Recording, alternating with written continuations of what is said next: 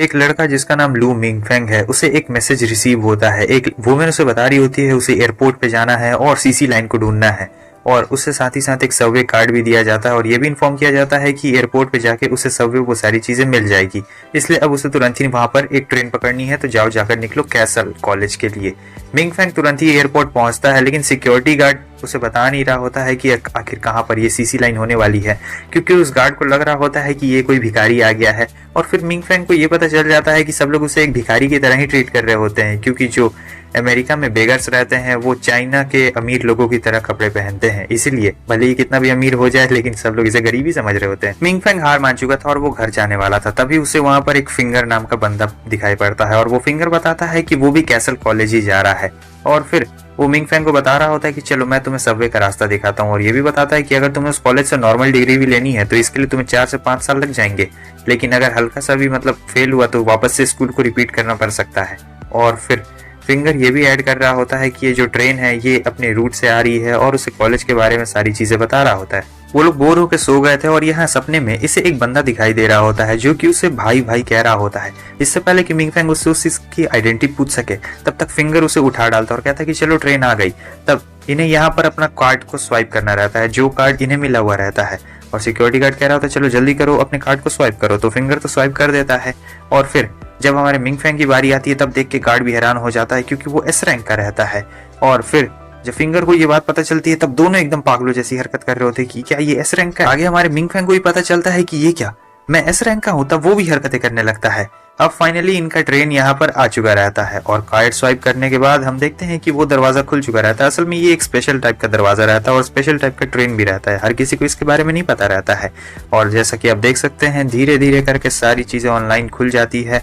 फिर ये लोग ऐसे नीचे आ रहे होते हैं, सबवे में लाइट्स और ट्रेन भी आ चुकी रहती है। उनका स्वागत करने के लिए प्रोफेसर गंडान वहां पे रहते हैं और फिर प्रोफेसर गंडान उनसे बता रहे होते हैं कि तुम्हारा बहुत बहुत शुक्रिया। अब यहाँ पर मिंगफेंग को ब्रीफली एक्सप्लेन ये किया जाता है कि उसे ड्रैगन्स के बारे में पढ़ाया जाएगा।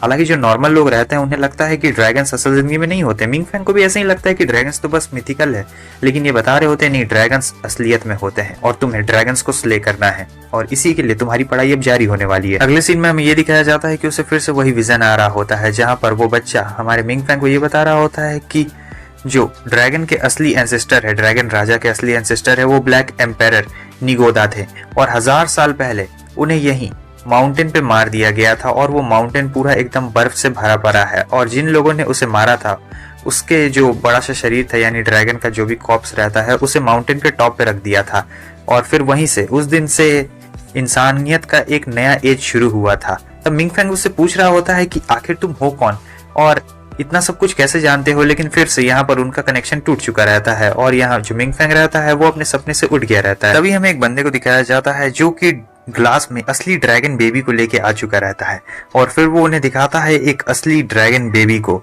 तो जो मिंगफे रहता है वो देख के एकदम हैरान रह जाता है कि ये तो सचमुच का असली ड्रैगन बेबी है, लेकिन जैसे वो उसके क्लोज जाता है उस ड्रैगन में हलचल होना शुरू हो चुकी रहती है और हम देखते हैं कि वो ग्लास को तोड़ने की कोशिश करने लगता है। तभी वो लोग घबरा जाते हैं और फिर से वो लोग सील का इस्तेमाल करते हैं जिससे ड्रैगन वापस शांत हो जाता है। और जो प्रोफेसर रहते कह रहे होते कि चलो अच्छा है, पिछले साल ही हमने ग्लास को चेंज कर दिया था वरना ग्लास टूट जाता। और शायद वो ड्रैगन भी इसलिए हलचल करने लगा क्योंकि मिंगफेंग के कांटेक्ट में आया और जो मिंगफेंग का ब्लड लाइन है वो ड्रैगन को उत्साहित कर रहा है। फाइनली मिंगफेंग यहाँ कॉलेज में पहुंच चुका रहता है, लेकिन प्रोफेसर उसे बता रहे होते हैं हाई लेवल ड्रैगन्स और वगैरह वगैरह चीजों के बारे में। तो वो जब क्रॉस कर रहे होते तब मिंगफेंग देखता है कि ये क्या, यहाँ कॉलेज में तो एक भी स्टूडेंट नहीं है, आखिर इतना खाली खाली क्यों है। तभी जो प्रोफेसर रहते हैं वो बताते हैं कि अरे हाँ, मैं तो तुम्हें बोलना ही भूल गया, आज यहाँ पर कुछ गेम्स चल रहे होते हैं जिसमें जो 2 टीम रहती है वो एक दूसरे से लड़ती है। और जब प्रोफेसर को ये याद आता है तब वो उसे तुरंत ही छुपा डालते हैं क्योंकि 2 टीम्स के बीच में यहाँ पर खतरनाक वॉर चल रही होती है। जैसा आप देख सकते हैं चारों तरफ से बुलेट शूट हो रहे होते हैं और वो दोनों जाकर यहाँ पर छुप चुके रहते हैं। यहाँ देख सकते हैं पूरा कॉलेज में एकदम लड़ाई मारधार चल रहा है, खतरनाक वाला बुलेट इशारा दिया जा रहा है। साथ ही साथ जो हमारा मिंगफेंग और प्रोफेसर रहते हैं वो जाके साइड में वहां पर छुप चुके। इन 2 ग्रुप्स का नाम है लियो हार्ट सोसाइटी और यूनियन स्टूडेंट। तो जो लियो हार्ट सोसाइटी का लीडर है वो होंग है और यूनियन का जो प्रेसिडेंट है वो काइजर है। अचानक से यहाँ पर उन्हें भी गोली लग चुकी रहती है और ये एकदम टेंशन में आ गया था कि अब क्या करे क्योंकि पूरा मारधार चल रहा होता है और इसके ऊपर भी गोली आ रही होती है। फाइनली अब दोनों के बस लीडर्स बचे हुए रहते हैं और एक स्नाइपर बचा हुआ रहता है। तो यहाँ पर ये दोनों लड़ना शुरू करते हैं। कैप्टन मेंगफे बस इन्हें देख रहा होता है और वो चाहकर भी कुछ नहीं कर सकता था क्योंकि वो छुपा हुआ था। तभी एक स्नाइपर वहां आ जाती है और वो हमारे मिंगफेंग को बचा रही होती है। तब दूसरा वाला स्नाइपर उसे मार देता है, उस लाल बाल वाली लड़की को। अब यहाँ पर मिंगफेंग को बहुत ज्यादा गुस्सा आता है, तभी वो शॉट उठाता है और उस स्नाइपर को मार देता है। फिर ये उनकी तरफ गोली भी चलाता है, लेकिन वो लोग बच चुके रहते हैं। अब हम दिखाया जाता है कि लड़ाई खत्म हो चुकी रहती है। यहाँ जैसे ही लड़ाई खत्म होती है, मेडिकल टीम वहां पर आ चुकी रहती है। मिंगफेंग को चैन आता है, लेकिन देखता है कि ये क्या, आखिर यहाँ पर ये सब क्या हो रहा है। तभी एक और प्रोफेसर आते हैं और कह रहे होते हैं ये सब कितना कॉस्टली है। तभी वो प्रोफेसर आ जाते हैं और बता रहे होते हैं मिंगफेंग को। मिंगफेंग तो उन्हें देखकर ही डर चुका रहता है कि ये क्या, आखिर आप जिंदा कैसे हैं। तब वो बता रहे होते हैं प्रोफेसर की ये जो गोलियां है ये स्पेशल टाइप की बुलेट्स हैं, मतलब तुम फायर भी करोगे तो बस ऐसे खून निकलने का एक्टिंग होगा, लेकिन ये तुम्हारा असली में जान नहीं लेने वाली है। तब मिंगफेंग को पता चलता है कि अरे ये क्या, यहाँ पर तो बहुत सारी चीजें हैं। और फिर यहाँ पर सारे स्टूडेंट्स उठ चुके रहते हैं और जो दूसरे हमारे प्रोफेसर रहते हैं वो कंप्लेन कर रहे होते हैं प्रिंसिपल को। कह रहे होते हैं प्रिंसिपल अंजू, आपको नहीं लगता है कि ये बहुत ही ज्यादा कॉस्टली है, आप ऐसे ही बच्चों को खेलने नहीं दे सकते। लेकिन जो प्रिंसिपल अंजू रहते हैं कह रहे होते हैं कि बच्चों के लिए कुछ भी हो सकता है, भले हमें स्कूल बेचना पड़े हम बेच देंगे, लेकिन बच्चों की एक्टिविटी रुकनी नहीं चाहिए। उसके बाद वो हमारे मिंगफे की तारीफ कर रहे होते हैं क्योंकि उसने 2 S रैंक स्टूडेंट्स को टक्कर दिया है। फिर हमें ये भी पता चलता है कि वो भी तो एक S रैंक स्टूडेंट है और बाकी सभी लोगों को भी ये पता चलता है। तो जो जैंग है वो एक प्योर ब्लड है, मतलब प्योर ब्लड है, और जो काइजर है वो एक हाइब्रिड ब्लड है। आगे चलकर आपको समझ में आ जाएगा कि इसका क्या मतलब होता है। और यहाँ पर प्रिंसिपल ने कॉल काट दिया रहता है। दूसरी तरफ हमें एक और प्रिंसिपल को दिखाया जाता है, जहां पर प्रिंसिपल ये रहते हैं मेन प्रिंसिपल और ये रहते हैं आप वाइस प्रिंसिपल मान सकते हैं। ये दोनों अपना बात कर रहे होते हैं, क्या ये लोग इतने ज्यादा केपेबल हैं कि ये लोग आगे चलकर कर सकें, क्योंकि ज्यादातर ये लोग जेंग और साथ ही साथ जो काइजर है उसे ही S रैंक लेके मानते चल रहे हैं। लेकिन अब कह रहे होते हैं कि अब हमें मेंग को भी मानना चाहिए क्योंकि वो भी काफी ज्यादा ताकतवर है। दूसरी तरफ हमें स्कूल में ले जाया जाता है, जहां पर हम देखते हैं कि मेंग को उसका कमरा मिल चुका रहता है, साथ ही साथ उसका पार्टनर कोई और नहीं रहता है, फिंगर रहता है। अब ये दोनों यहाँ से निकल पड़ते हैं देखने के लिए एकेडमी में। फिंगर उसे दिखा रहा होता है कि कैसे कैसे एकेडमी में और तरह तरीके के स्किल्स है जिससे वो अपने आप को इम्प्रूव कर सकता है, गैम्बलिंग कर सकता है और वगैरह वगैरह चीजें भी सीख सकता है। और फिर हमें ये दिखाया जाता है कि एक बंदा अपने मैजिक की प्रैक्टिस कर रहा होता है, लेकिन उसका मैजिक आउट ऑफ कंट्रोल हो जाता है और बहुत ताकतवर रहता है मैजिक। तभी एक टीचर आ जाते हैं वहां पर और उसके मैजिक को कंट्रोल करके रोक देते हैं। और जैसे वो मैजिक जाता है हमें एक पेड़ को दिखाया जाता है जो बीचों बीच बहुत ही ज्यादा खूबसूरत रहता है। मेंग उस पेड़ को देखता है और देखकर एकदम खुश हो जाता है और फिर फिंगर बताता है कि ये वही पेड़ है जहां पर ब्लैक ड्रैगन को हराया गया था। उसके अगले सीन में ये लोग डॉर्मेंट्री में आते हैं, जहां पर प्रोफेसर इनसे कह रहे होते हैं कि चलो मुझे तुमसे एक बात करनी है। वो मिंगफेंग को बताते हैं कि इसका टेस्ट लेने वाले हैं, कल 3 टेस्ट लेंगे और अगर टेस्ट में ये फेल हो जाता है तो इसे घर वापस भेज दिया जाएगा, लेकिन घर वापस भेजने से पहले इसकी सारी मेमोरी इरेज कर दी जाएगी। तो वो कह रहे होते चलो मैं तुम्हारे ब्लड लाइन को थोड़ा और उजागर करना चाहता हूँ। तो मिंगफेंग यहाँ पर तैयार हो चुका रहता है कि आखिर कैसे ये मेरे ब्लड लाइन को और भी उजागर करेंगे। असल में ये लोग इसे कुछ सॉन्ग सुनाने वाले हैं जिसकी वजह से इसका ब्लड लाइन और भी ज्यादा उजागर हो जाएगा। लेकिन वो सॉन्ग सुन लेने के बाद भी यहाँ पर मिंगफेंग को कुछ भी महसूस नहीं हो रहा होता है। प्रोफेसर उससे पूछ रहे होते क्या हुआ है, तब प्रोफेसर को वो बताता है कि नहीं कुछ भी नहीं, एकदम नॉर्मल महसूस कर रहा हूँ। तब प्रोफेसर को ऐसा लगता है कि कहीं मिंगफेंग का जो ब्लड लाइन है उसने ड्रैगन ब्लड लाइन को सरपास तो नहीं कर दिया है। सरपास करने का मतलब इसका ह्यूमन ब्लड लाइन पहले से ज्यादा ताकतवर तो नहीं ना हो गया। वो फिर से उससे पूछते, लेकिन वो बताता है नहीं कुछ भी नहीं। अब यहाँ पर प्रोफेसर के दिमाग में कुछ चल रहा होता है तो वो यहाँ से चले जाते हैं और जो हमारा दोस्त रहता है वो फिंगर बता रहा होता है कि टेंशन मत लो, मैं यहाँ तुम्हारी मदद करूंगा कल टेस्ट में, मैं तुम्हें फेल बिल्कुल भी नहीं होने देने वाला। प्रोफेसर मैनस्टेन के पास जाते हैं और वहां पर उन्हें सारी बातें बता रहे होते हैं। तब जो मैनस्टेन रहते हैं वो सारी किताब छान मारने लगते हैं और ये लोग ये कंक्लूजन पे आते हैं कि जो हमारा मिंगफेंग है वो व्हाइट एम्पायर के ब्लड लाइन से बिलोंग करता है। व्हाइट एम्पायर यानी वो एम्पायर थे जिन्होंने ब्लैक एम्पायर यानी ब्लैक ड्रैगन को चैलेंज किया था। लेकिन बात ऐसी रहती है कि जो व्हाइट एम्पायर थे वो बहुत बुरी तरीके से हार गए थे और उनके जितने भी आने वाले वंशज थे उस वक्त के उन सभी को लगभग मार ही डाला गया था। और फिर ये लोग समझ गए होते हैं कि जो हमारा मिंगफेंग है वो उन्हीं बचे हुए वंशजों में से एक है। हालांकि ये लोग सोच रहे होते हैं कि काश उस पर थोड़ा सा ट्राई किया जाए, लेकिन जो हमारे प्रोफेसर रहते हैं वो कह रहे होते हैं कि नहीं मैं उसे लैब रैट की तरह इस्तेमाल नहीं करना चाहता हूँ क्योंकि वो अच्छा स्टूडेंट है और साथ ही साथ अभी तो उसने 3E टेस्ट भी नहीं दिए हैं। जब तक वो एग्जाम नहीं दे देता है तब तक हम लोग किसी भी कंक्लूजन पे नहीं आने वाले हैं। लेकिन फिर अभी बाद में बहुत मजा आने वाला है। सीन कट होता है, फाइनली एग्जाम वाला दिन आ चुका रहता है जहां पर इन लोगों ने पूरी चीटिंग की तैयारी कर ली रहती है कि कैसे कैसे ये लोग चीट करने वाले हैं। अब मेंग एग्जाम में बैठा हुआ तो रहता है लेकिन देख रहा होता है कि ये क्या, यहाँ पर जितने भी स्टूडेंट है उतने ज्यादा कुछ खास नहीं लग रहे होते हैं। साथ ही साथ सबने अजीब हरकतें करना शुरू कर दी रहती है। हालांकि जो मेंग रहता है और उसके बगल में एक ब्लॉन्ड गर्ल रहती है, वो एग्जाम दे रही होती है और वो सारे क्वेश्चंस को हल करते जा रही होती है। तो मेंग सोचता है मैं भी क्यों ना करूं। अचानक से हम देखते हैं कि जो हमारा मेंग था वो वापस से विजन में चला जाता है और उसे वही बंदा दिखाई देता है। इस बार वो बंदा अपना नाम बताता है लुओ मिंग, और मिंग उसका नाम सुन के हैरान हो जाता है क्योंकि जो मिंग का भाई रहता है उसका भी नाम लगभग मिंग ही रहता है। और जब ये लोग थोड़ी सी बात करने लगते हैं तभी अचानक से हम देखते हैं कि जो हमारा मिंग था वो यहाँ वापस से रियलिटी में आ चुका रहता है। नोनो उसके सामने रहती है, कहती है कि तुम 2 घंटे से सो रहे थे, हालांकि तुमने 8 क्वेश्चन का 9 जवाब दे दिया, लेकिन चिंता मत करो तुम वैसे भी पास हो जाओगे। तब वो खुश हो जाता है कि चलो पास तो हो जाऊंगा। इधर सीन कट हो चुका रहता है। हमें प्रोफेसर मैनेस को दिखाया जाता है जो यहाँ पर एक स्पेशल मिशन के लिए आए रहते हैं और ये दोनों डाइवर्स एक्सप्लोरेशन करने जा रहे होते हैं अंडरवर्ल्ड सिटी को। एक का नाम अकी रहता है, दूसरे का नाम येशाग रहता है। तो ये लोग गेयर लेके पहुंच तो चुके रहते हैं, लेकिन वहाँ ढूंढने में उन्हें प्रॉब्लम हो रही होती है क्योंकि ज्यादा कुछ साफ साफ क्लियर नहीं दिखाई दे रहा होता है। तो प्रोफेसर यहाँ पर चले जाते हैं एक दूसरी जगह पर, और ये बहुत ही ज्यादा बड़ी जगह रहती है। यहाँ पर एक बच्चा रहता है जो कि प्योर ड्रैगन ब्लड लाइन का रहता है और ये अभी अभी थोड़ा जन्मा हुआ बच्चा रहता है। तो ये लोग उस बच्चे को वहाँ रखते हैं।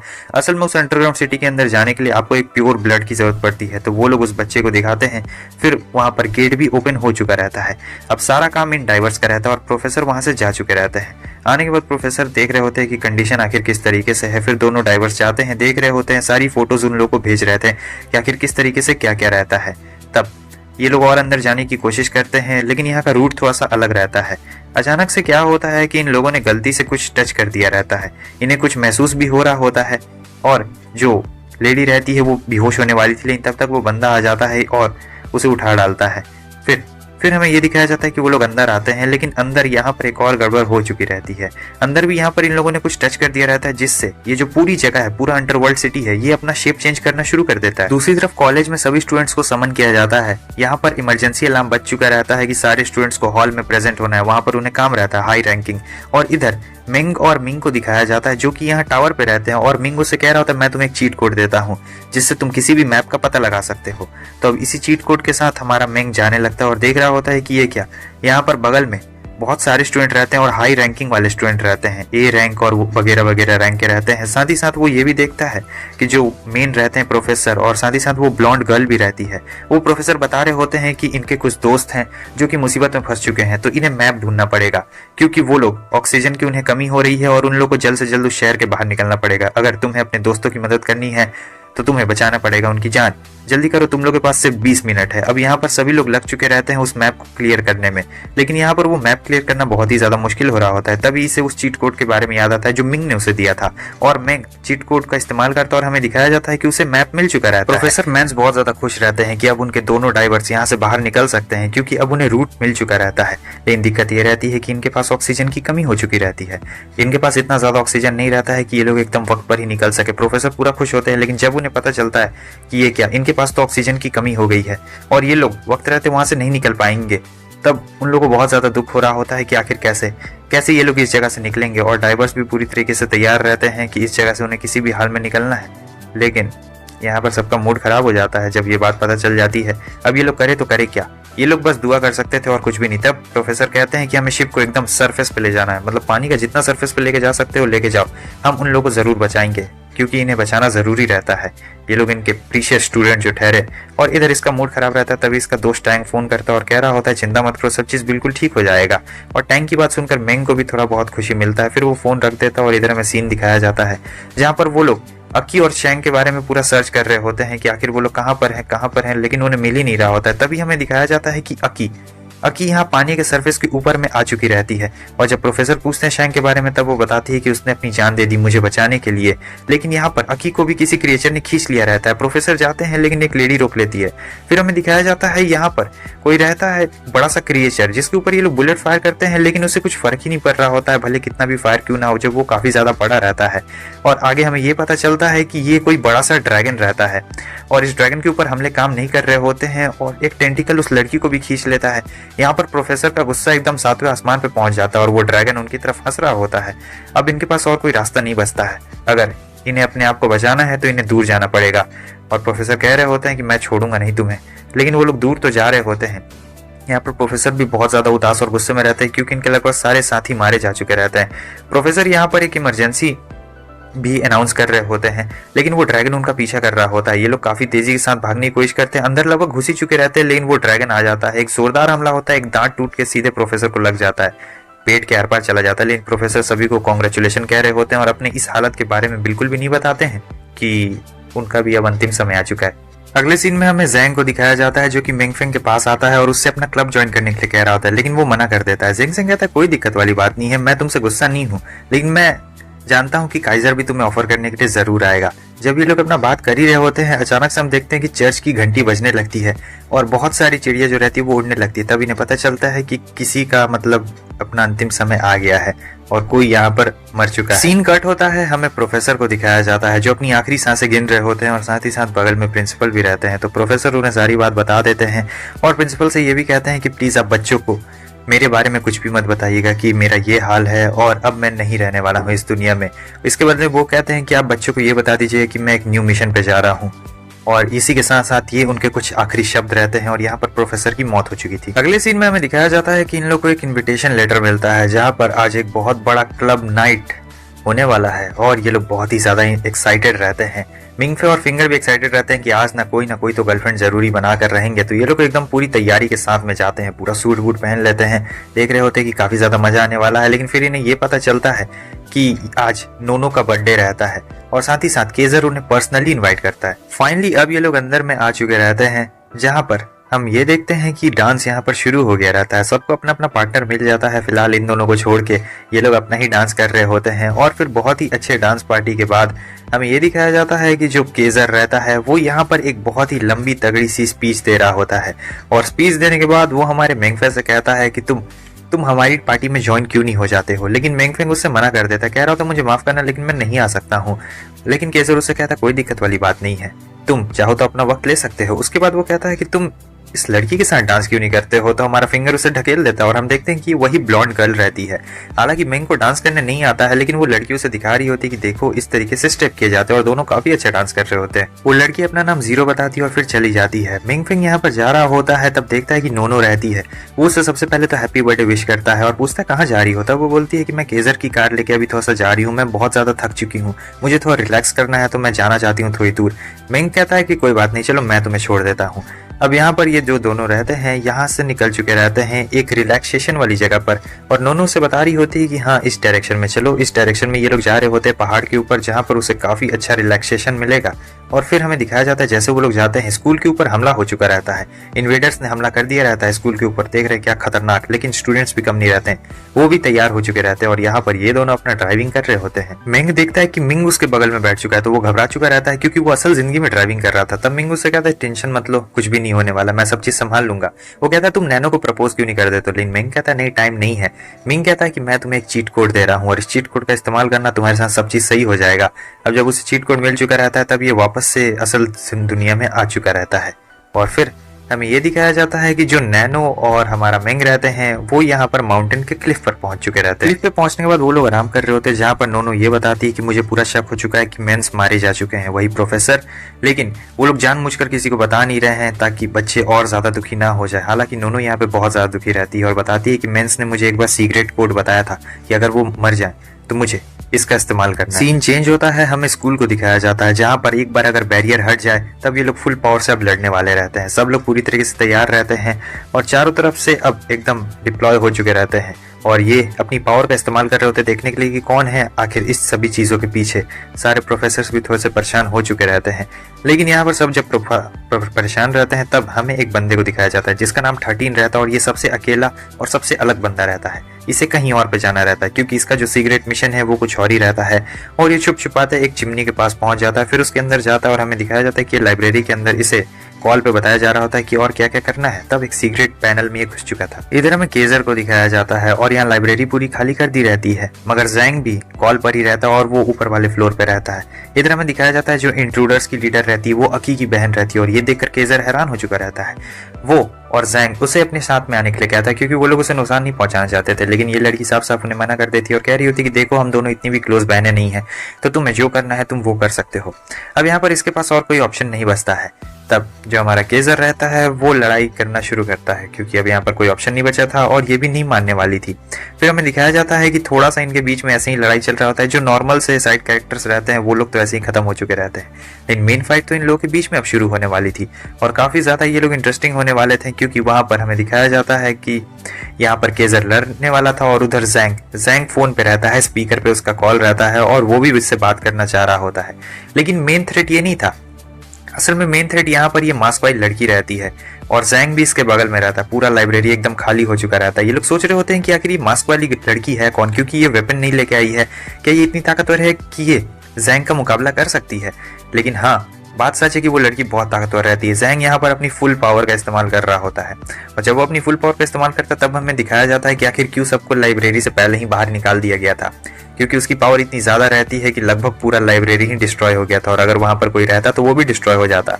मगर ये जो मास्क वाली लड़की रहती है ये इतने ज़्यादा टेम्परेचर में भी खड़ी रहती है, इसका मतलब ये है कि ये बहुत ही ज़्यादा पावरफुल है। दूसरी तरफ हमें 13 को दिखाया जाता है जिसे कॉल से ऑर्डर मिल रहे होते हैं और ये फ़ोन अपने हाथ में रखा हुआ रहता है, लेकिन जैसे पानी में कूदता है फ़ोन नीचे गिर चुका रहता है, इसे पता भी नहीं चलता है।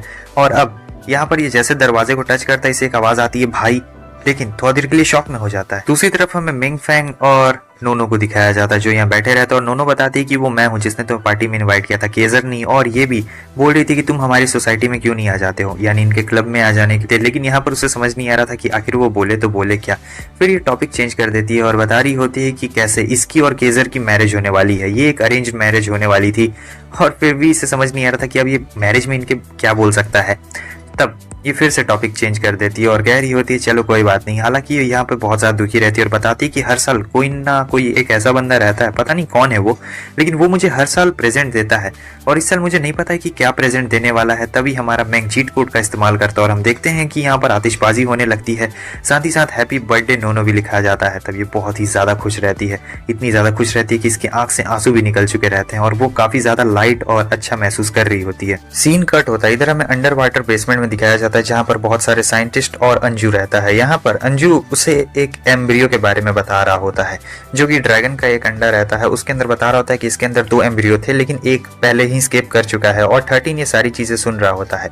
फिर जितने भी साइंटिस्ट रहते कह रहे होते हैं हमें इन्हें चेक करना चाहिए, लेकिन अंजू उसे रोक देता है और कह रहा होता है कि सब लोग पीछे हटो। उसके बाद वो सभी लोग वहां से चले जाते हैं। 13 के पास बहुत ही अच्छा मौका रहता है क्योंकि उसका मिशन अब पूरा होने वाला था। वो पास में जाता है, उसकी कुछ फोटोज क्लिक कर रहा होता है, तभी उसे आवाज आती है कि ब्रदर।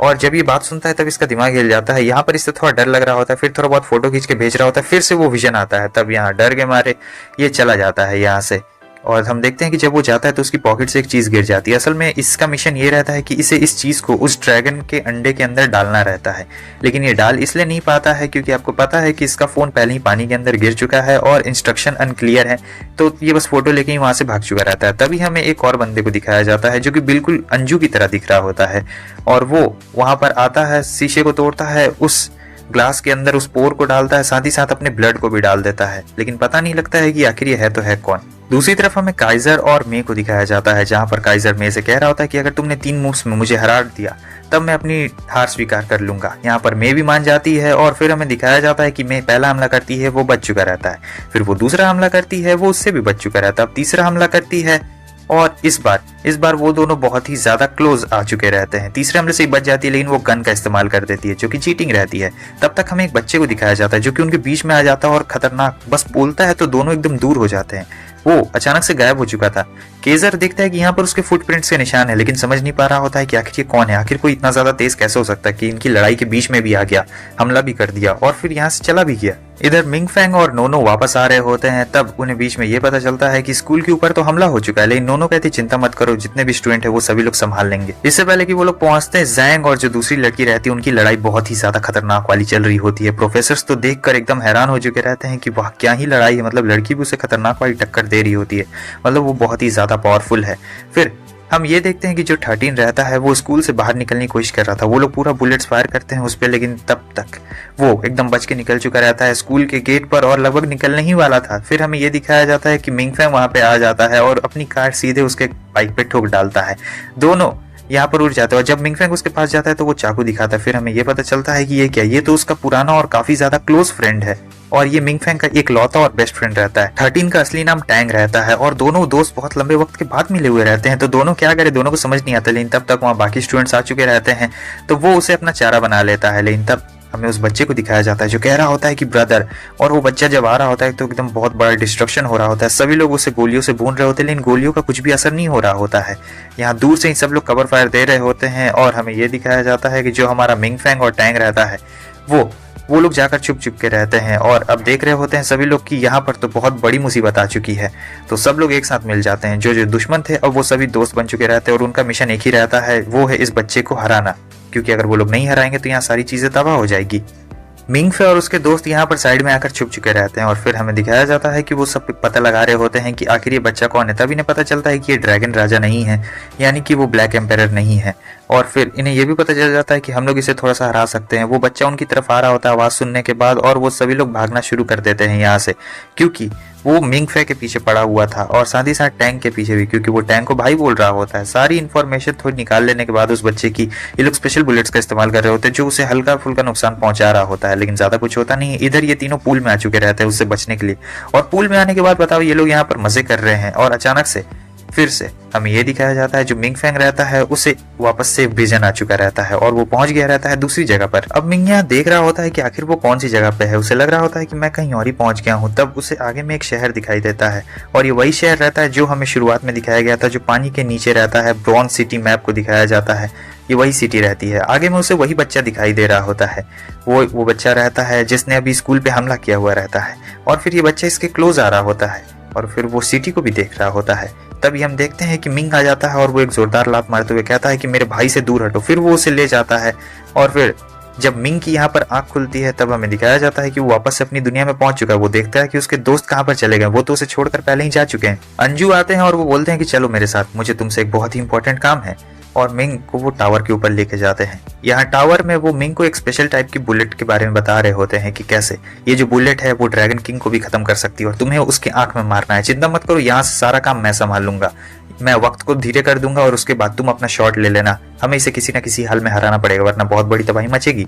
इस तरफ वो अनाउंस कर देते हैं कि सभी लोग दूर रहो और वो बच्चा अपने असली ड्रैगन फॉर्म में आ चुका रहता है जो काफी ज्यादा खतरनाक रहता है। सबको पता चल चुका रहता है कि अंजू यहाँ पर अपना मूव करने वाले, इसलिए सब लोग साइड में हट चुके रहते हैं। वो टाइम को एकदम स्लो डाउन कर देते हैं, टाइम पूरा स्लो डाउन हो जाता है और मिंग फे को यहाँ पर मौका मिलता है और वो शॉट लगा देता है। हम देखते हैं कि वो शॉट सीधा उसकी आंख में जाता है और वो कमजोर हो चुका रहता है। उसके बाद अंजू कह रहे होते हैं कि तुम लोग अपनी पावर्स का इस्तेमाल करो। यहाँ पर हमें दिखाया जाता है कि टैंक के पास वो आकर सीधे गिर चुका रहता है और वो लोग गोलियों से उसे पूरी तरीके से भून डालते हैं, लेकिन वो कह रहा होता है कि बिग ब्रदर, और यही कहते कहते वो गायब हो जाता है। और फिर यहाँ पर टैंक को अपनी याद आ रही होती है कि कैसे वो पिछले जन्म में ड्रैगन किंग था। आगे हमें ये पता चलता है कि जो टैंक रहता है वही असली ड्रैगन किंग नॉर्टन रहता है। सीन कट हो जाता है। यहाँ पर ये दोनों बात कर रहे होते हैं जहाँ पर अंजू बता रहे होते हैं कि देखो मैं थक चुका हूँ ड्रैगन्स को सील करते करते, और वैसे भी मैं बहुत ज्यादा ही बूढ़ा हो चुका हूँ। मुझे नहीं लगता है कि मुझ में इतनी जान है कि मैं अब आगे और भी काम कर सकता हूँ, क्योंकि जो नॉर्टन है वो बहुत लंबे वक्त से जिंदा है और हम लोग कितने बार भी ड्रैगन्स को क्यों ना मार ले वो लोग बार बार लौट के आ जाते हैं और उसके सामने तो उसका एक भाई मर गया है। तो जानते हो ड्रैगन्स का गुस्सा कितना ज्यादा खराब होता है। मुझे और भी ज्यादा ताकतवर बनना पड़ेगा, लेकिन मेरी उम्र 100 साल से भी तो ऊपर हो चुकी है। आखिर मैं करूँ तो करूँ क्या। यहाँ पर ट्विस्ट पे ट्विस्ट आने वाले रहते हैं, आगे देखना बहुत मजा आने वाला है। अगले दिन के सीन को हमें दिखाया जाता है जहाँ पर फिंगर और मिंग फे बात कर रहे होते हैं, जहाँ मिंग फे बताता है कि उसने स्टूडेंट यूनियन को ज्वाइन कर लिया है। फिंगर ये बात सुनकर ज्यादा हैरान नहीं होता है क्योंकि उसे पता था कि आज नहीं तो कल वो ज्वाइन करेगा ही, तो वो उसे बता रहा होता है। जब ये लोग बात कर रहे होते तब तक एक बंदा आ चुका रहता है और वो बताता है कि नोनो एकदम कॉन्फिडेंट थी कि तुम पहले से तैयार रहोगे हमारी यूनियन में आने के लिए, इसलिए तुम्हारा स्टूडेंट आईडी पहले ही बना दिया गया था। मिंग फे आ चुका रहता है। केजर उससे कह रहा होता है कि देखो तुम्हें एक बहुत बड़े मिशन पे जाना और मैं चाहता हूँ कि तुम इसमें जाओ, क्योंकि वो एस रैंक का रहता है। लेकिन मिंग फे को पता नहीं रहता है कि आखिर उसे क्या करना है क्या नहीं करना है। केजर कहता है तुम टेंशन मत लो, हम तुम्हें पूरी ट्रेनिंग देंगे। अभी यहाँ पर वो जीरो के साथ भी जाने वाला था और साथ ही साथ नैनो भी उसके साथ जाने वाली थी। तो यहाँ पर अब इसकी ट्रेनिंग शुरू हो चुकी रहती है, जहाँ पर ये बहुत मेहनत तक ट्रेनिंग करता है। देख रहा होता है कि कैसे कैसे, क्योंकि इसे वही स्पेशल सिटी में जाना रहता है जो पानी के अंदर में रहता है।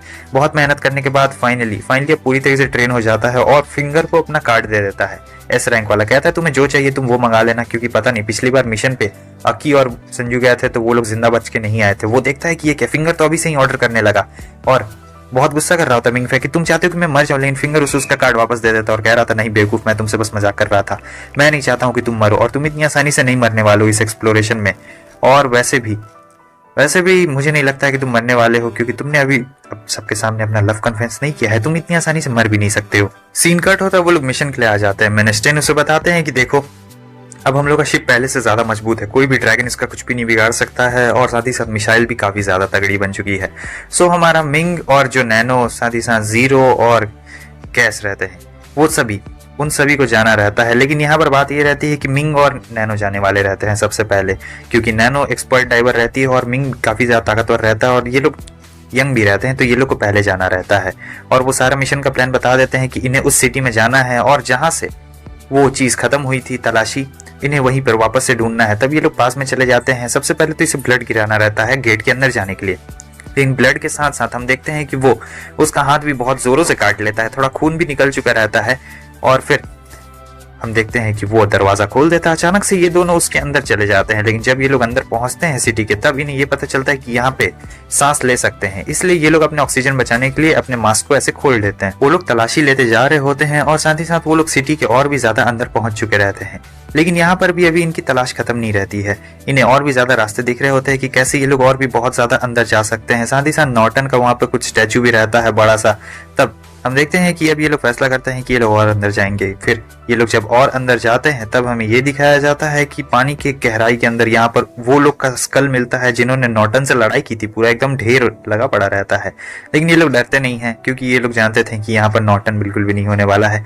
इसलिए ये लोग आराम से धीरे धीरे आगे बढ़ रहे होते हैं। फिर एक गेट मिलता है, मिंग उसे खोलने की कोशिश करता है, और अचानक से यहाँ पर उनका सर पर टूट चुका रहता है। तब मैनेस्टेन अपनी ब्रेन की पावर का इस्तेमाल कर रहे होते हैं उनसे कनेक्शन जोड़ने के लिए, लेकिन कनेक्शन नहीं जुड़ रहा होता है। फिर अचानक से ये लोग पहुंच चुके रहते हैं एक दूसरी जगह पर। इस जगह को पहले कभी भी एक्सप्लोर नहीं किया गया था।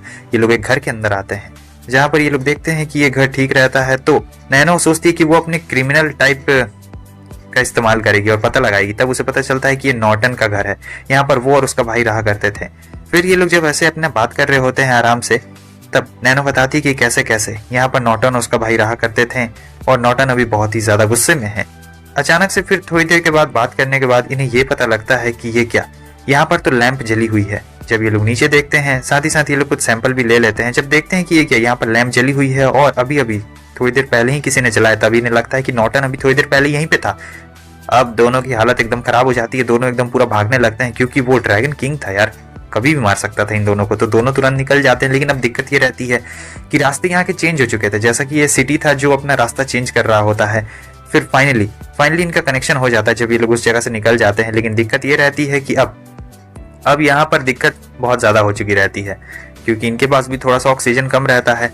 साथ ही साथ हम देखते हैं कि ये लोग जा रहे होते हैं, लेकिन इन्हें रास्ता मिल नहीं पा रहा होता, भले ही कितनी भी कोशिश क्यों ना कर ले। और इधर शिप में कैजर कह रहा होता है मुझे जाने दो, लेकिन मैनस्टेन उससे कह रहा होता है नहीं तुम नहीं जा सकते हो, अगर तुम्हें भेज दिया तो बहुत ज्यादा खतरा बढ़ जाएगा। अब यहाँ पर ये लोग बहुत बुरी तरीके से फंस चुके रहते हैं। तब अचानक से मिंग को याद आता है कि मिंग ने उसे क्या चीट कोड दिया था कि वो किसी भी मैप को आराम से सुलझा सकता है। तो वो चीट कोड का इस्तेमाल करता है, और सीधे इसका डायरेक्ट संपर्क इसके दोस्त फिंगर से हो जाता है। वो फिंगर से कहता है कि मुझे यहाँ से बाहर निकलना है, मैप का सहारा चाहिए। असल में मैनस्टीन के दिमाग से ये लोग टेलीपैथी का इस्तेमाल कर रहे थे, लेकिन इसका दिमाग एक्सप्लोड हो सकता था। लेकिन ये एफ रैंक का रहता है फिंगर, तो इसे ज्यादा जानकारी नहीं मिल पा रही होती है। तब यहाँ पर फिंगर अपने एक दोस्त को कांटेक्ट लगाता है, और फिर हम देखते हैं कि इसे पूरा एक्सेस मिल चुका रहता है। पूरा एक्सेस मतलब मैप का पूरा एक्सेस मिल गया रहता है। और फिर यहाँ पर ये लोग मैप को निकाल रहे होते हैं। फाइनली इन्हें निकलने का रास्ता मिल चुका रहता है। दोनों काफी तेजी के साथ यहाँ पर आगे बढ़ रहे होते हैं, लेकिन अभी भी बहुत सारी अड़चनें इनके बीच में रहती है, क्योंकि जो शहर रहता है वो मैप को चेंज कर रहा था। मैनस्टीन अपना फुल पावर का इस्तेमाल कर रहा था, उसका दिमाग एक्सप्लोड ना हो जाए, इसलिए कैजर यहाँ पर शिप का कंट्रोल संभाल लेता है, और वो बता रहा होता है कि अभी इन्हें क्या करना है और शिप को कैसे संभालना है। फिर इन्हें ये पता चलता है कि शिप के ऊपर ड्रैगन्स ने हमला कर दिया है, और यहाँ पर ड्रैगन लगातार हमला करते जा रहे होते हैं। कैजर के पास और कोई रास्ता नहीं रहता है। वो कहता है कि हमें ड्रैगन को मारना ही पड़ेगा, क्योंकि ड्रैगन नहीं मरा तब इनके लिए दिक्कत हो जाएगी। फिर यहाँ पर फाइनली कैजर और जीरो देख रहे होते हैं कि कैसे नॉर्टन यहाँ पर आ चुका है, और वो काफी ज्यादा गुस्से में लग रहा होता है। ये लोग शिप को और थोड़ी दूर लेके जा रहे होते हैं। नॉर्टन की मदद यहाँ पर एक ड्रैगन कर रहा होता है, जो कि उसका बहुत ही खास दोस्त रहता है। और फिर नॉर्टन उसके सर के ऊपर आता है और अपने ही दोस्त को मार देता है। ऐसा वो इसलिए करता है ताकि वो अपनी असली पावर को बाहर निकाल सके। और फिर जब नॉर्टन उस ड्रैगन को मार देता है, ये लोग भी हैरान रहते क्यों मारा है। तब हमें ये दिखाया जाता है कि वो उसके साथ फ्यूज हो जाता है और फाइनली नॉर्टन अपने फुल पावर का भी इस्तेमाल कर सकता था, जो कि बहुत ही ज्यादा खतरनाक था। यहाँ पर मे भी रहती है, उसके पास वही स्पेशल बुलेट रहती है जो कि किसी भी ड्रैगन को मार सकती है। यहाँ पे ड्रैगन किंग को ही मार सकती है, लेकिन इसके लिए इसे क्लोज जाना पड़ेगा और उसके एकदम आंख में मारना पड़ेगा, तभी वो मरने वाला है। इस तरफ मिंग और नोनो काफी तेजी के साथ आगे बढ़ते जा रहे होते, तभी उन्हें दिखाई देता है कि कैसे कैसे अक्की और चैंग यहाँ पर आए थे और उन चैंग ये बुक ले जाना चाहता था, लेकिन वो ले जा नहीं पाया क्योंकि उसे अक्की को बचाना था और इसलिए उसने अपना ऑक्सीजन दे दिया था। फिर ये लोग आगे बढ़ना शुरू करते हैं क्योंकि इन्हें काफ़ी जल्दी निकलनी रहती है और ऊपर से बहुत सारी चीज़ें भी गिर रही होती है। लेकिन यहाँ पर हम देखते हैं कि कैसे जो मेंग का इनर सेल्फ उससे कह रहा होता है कि तुम हमेशा दूसरों के ऊपर डिपेंडेंट रहते हो, तुम कभी खुद से कुछ नहीं कर सकते हो, तुम कभी यहाँ तक आ भी नहीं सकते थे, समझे। और जब उसका इनर सेल्फ ये बोल रहा होता है तब उसे बहुत ज्यादा गुस्सा आ रहा होता है क्योंकि नोनो ने उससे कहा है कि चिंता मत करो, मैं तुम्हें मरने नहीं दूंगी, मैं तुम्हें इस जगह से बाहर निकालूंगी। अब ये लोग काफी जल्दी में आगे यहाँ से निकल रहे होते हैं। मिंग अपने ब्लड का इस्तेमाल करना चाहता था, वो तुरंत ही नाइफ निकालता है, लेकिन गलती से ब्लड तो नहीं निकलता है मगर उसका नाइफ वहां नीचे गिर चुका रहता है। इन्हें दरवाजा खोलने के लिए ब्लड की जरूरत रहती है, तब वो अपने ऑक्सीजन मास्क को खोल देता है और अपनी उंगली को जोर से काट के वहां पे ब्लड निकाल देता है। अगले सीन में हम देखते हैं कि नोनो ने उसके साथ अपना ऑक्सीजन शेयर कर लिया रहता है, वरना वो मारा जाता। लेकिन यहाँ पर इतना काफी नहीं रहता है, इसीलिए अगली बार नोनो उसे अपना सूट ही दे देती है। असल में नोनो एक डाइवर रहती है तो वो ज्यादा देर तक ब्रीथ को होल्ड करके रख सकती थी। तो अब यहाँ पर वो लोग जा रहे होते हैं और फाइनली ये लोग बता दिया रहता है कि कहाँ पर इनका लोकेशन है। तो जो शिप रहती है वो उनके लिए कैप्सूल भेजने वाली थी। साथ ही साथ यहाँ पर केजर और बाकी लोग भी रहते हैं। ये लोग पूरा प्लानिंग बना चुके रहते हैं कि कैसे कैसे क्या क्या करना है। हालांकि नॉर्टन इनके पीछे ही रहता है। जीरो बता रही होती है कि इनके पास कुछ ऐसे मिसाइलें हैं जो मतलब अगर वो लोग नॉर्टन की मेन बॉडी वो जो ड्रैगन वाली है उस पर फायर करे तो उसकी बॉडी खत्म हो सकती है, लेकिन इसके लिए उन्हें काफी क्लोज जाना पड़ेगा, सारे के वेपन्स खतरनाक रहते हैं। लेकिन केजर कहता है ठीक है, तो मैं उसका ध्यान भटकाता हूँ, उसके बाद तुम लोग हमला कर देना। जीरो कहती है कि ठीक है। तो नॉर्टन क्या करता है कि यहाँ पर आ चुका रहता है, अपनी आंखों पे पट्टी बांध लेता है ताकि वो कॉन्सेंट्रेट कर सके। नॉर्टन कमजोर नहीं रहता, नॉर्टन बहुत ही ज्यादा पावरफुल रहता है। केजर यहाँ पर हमला करता है। केजर भी काफी तगड़ा रहता है, लेकिन नॉर्टन के सामने उतना ज्यादा पावरफुल वो नहीं रहता है। दोनों में एकदम खतरनाक लड़ाई हो रही होती है, दोनों एक दूसरे के आमने सामने आना चाह रहे होते हैं। और फिर फाइनली हमें यह दिखाया जाता है कि ऊपर से भी उसके ऊपर एक खतरनाक वाला हमला होता तो है, मगर नॉर्टन ताकतवर रहता है तो वो बड़े आराम से इस हमले को संभाल लेता है। अब इसी मौके का इंतजार रहता है उन लोगों को और मिसाइल फायर करना रहता है। तो यहाँ पर जीरो मिसाइल फायर कर देती है। जब वो मिसाइल फायर करती है एकदम निशाना लग चुका रहता है क्योंकि वो लोग 100 मीटर की रेडियस में रहते हैं। फिर खतरनाक वाला हमला हो चुका रहता है और होता है वहां पर एक बहुत बड़ा धमाका। सबको लग रहा होता है कि नॉर्टन तो अब यहाँ पर गया क्योंकि इस हमले के बाद कोई भी नहीं बचने वाला था। हालांकि लड़ाई काफी घमासान हुई रहती है और उन लोगों को चिंता हो रही होती है कि पता नहीं मेंग और नोनो बाहर निकलेंगे या फिर नहीं निकलेंगे। सो वो लोग कैप्सूल भेज चुके रहते हैं। नोनो और मेंग पहुंच चुके रहते हैं सामने में। सबसे पहले वो कहती है कि मेंग तुम जाओ, वो उसे धक्का दे देती है और कहती है कि तुम जाओ, यहाँ पर मैं आती हूँ। लेकिन अचानक से नोनो के ऊपर हमला हो जाता है। मेंग की आंखों के सामने नोनो को एक ड्रैगन मार देता है और ये चीज देखकर उसका एकदम अंदर का इनर सेल्फ बहुत ही गुस्से में आ जाता है। उसे याद आ रहा होता है कि कैसे नोनो इसके प्रति कितने ज्यादा अच्छी थी, लेकिन अब देखो ये कुछ भी नहीं कर सकता है क्योंकि ये इतना ज्यादा कमजोर है। आ चुका रहता है वापस से एक दूसरी दुनिया में जहां पर मिंग उसका इंतजार कर रहा होता है, कह रहा होता है कि कैसे हो। और यहाँ बहुत ही ज्यादा मिंग गुस्से में रहता है, लेकिन हमारा मिंग उससे ये बता रहा होता है कि देखो अगर तुम चाहो तो अभी भी तुम नोनो को बचा सकते हो। भले ही तुम्हारे पास लिमिटेड ऑक्सीजन हो और उसके पास वक्त कम हो, लेकिन तुम बचा सकते हो अगर मैं तुम्हें अपनी असली पावर दिखा दूं तो। मैं कह रहा हूं तो उससे कैसे मैं उसे बचा सकता हूँ, क्योंकि वो नोनो को बचाने के लिए कुछ भी करने वाला था, भले उसे कुछ भी क्यों ना करना पड़े। तब मैं उसे बता रहा होता है कि देखो ये जो असली पावर है ये मैं तुम्हें बता रहा हूँ और इस पावर का तुम इस्तेमाल कर सकते हो, बहुत सारी चीजें हैं। मिंग फे को सारी बातें बता देता है कैसे करना और फिर वो कहता है कि तुम जाओ यहाँ से। एक धक्का मार देता है और वो वापस से अपनी असली दुनिया पहुंच जाता है। यहाँ पर वो आता है, नोनो को सूट पहनाता है और पुल कर देता है, कहता है कि इसे ले जाओ यहाँ से। तो वो लोग नोनो को ऊपर खींच लेते हैं। अब यहाँ पर हमारा मिंग रहता है, साथ ही साथ उसके भाई भी मिंग रहता है। तो वो उसे बता रहा होता है 7 कलर्स के बारे में जो कि नॉर्टन का स्पेशल रहता है और ये उस बुक का रहता है कि नॉर्टन को हराने के लिए तुम्हें 7 में से किसी 2 को चुनना हो। तो यहाँ पर ये 2 कलर्स को चुनता है, लेकिन ये सबसे वीकेस्ट वाले को चुनता है। मिंग उससे कह रहा होता है कि ये तो बहुत खतरनाक वाला चुन लिया तुमने क्योंकि ये सबसे वीकेस्ट कलर है और मुझे नहीं लगता है कि तुम इससे नॉर्टन को हरा सकते हो। लेकिन मेंग उससे कह रहा होता है चिंता मत करो, मैं उसे हरा कर ही रहूंगा। तो यहाँ पर दोनों के बीच में आप देख सकते हैं कितनी ज्यादा घमासान लड़ाई चल रही होती है। दोनों एक दूसरे पे हमला कर रहे होते हैं, लेकिन मेंग काफी ज्यादा कमजोर रहता है, उसके हमलों का कुछ असर नहीं हो रहा होता है। और यहाँ पर मिंग उसे बता रहा होता है कि तुम्हें ऐसे हार नहीं माननी चाहिए, तुम्हें और भी थोड़ा सा जोर लगाना चाहिए। और फिर अपने भाई को सहानुभूति इधर देते हुए हम देखते हैं कि अपनी असली पावर को एक्टिवेट कर देता है, और वो अपनी पावर को एक्टिवेट करता है तब इसकी जो पावर रहती है वो बहुत ही ज्यादा ओवर पावर में बदल चुकी रहती है। अब मेंग अपनी असली पावर को दिखा रहा होता है और फिर से हमला शुरू हो जाता है। दोनों एक दूसरे पे वार कर रहे होते हैं काफी ज्यादा, और फाइनली वो नॉर्टन के पास पहुंच चुका रहता है। लेकिन उसे टैंक की याद आ जाती है कि कैसे वो अपने दोस्त को मारेगा, लेकिन इसी मौके का फायदा उठाते हुए नॉर्टन उसके गले को पकड़ लेता है। अब यहाँ पर थोड़ी मदद करने के लिए मिंग अपने भाई के हाथ में डैगर दे देता है पीछे से, और यहाँ पर वो नॉर्टन को स्टैब कर देता है। हमें दिखाया जाता है कि नॉर्टन धीरे धीरे कमजोर हो चुका था, लेकिन यहाँ पर उसे अपने दोस्त टैंक की याद आ रही थी कि वही उसका एक सच्चा दोस्त था और कोई भी उसका दोस्त नहीं था।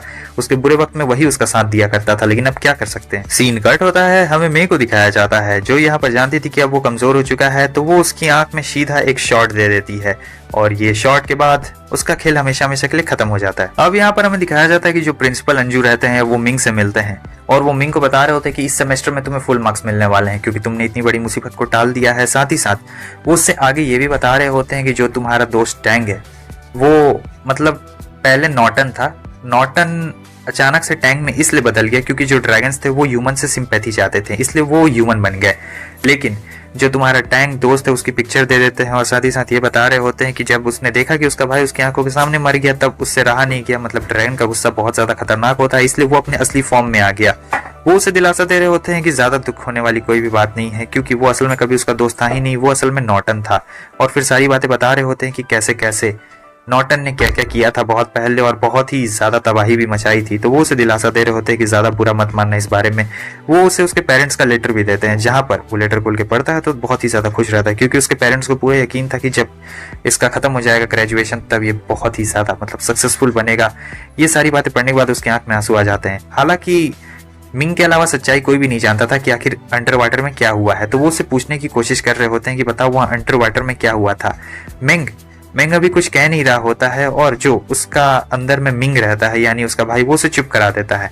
मिंग कहता है मुझे माफ करिए लेकिन मैं नहीं बता सकता हूँ। हालांकि प्रिंसिपल भी उसके इस बात का सम्मान करते और कहते ठीक है अगर तुम नहीं बताना चाहते हो तो कोई दिक्कत वाली बात नहीं है। सो फाइनली दोस्तों हमारा ये वाला एनिमे भी अब यहीं पे खत्म होता है। बताना तुम लोगों को ये वाला एनिमे कैसा लगा। वैसे पिछले वीडियो में तुम लोगों ने बहुत ही अच्छा काम किया था, तो इस वीडियो का लाइक टारगेट थोड़ा सा बढ़ाया जाए।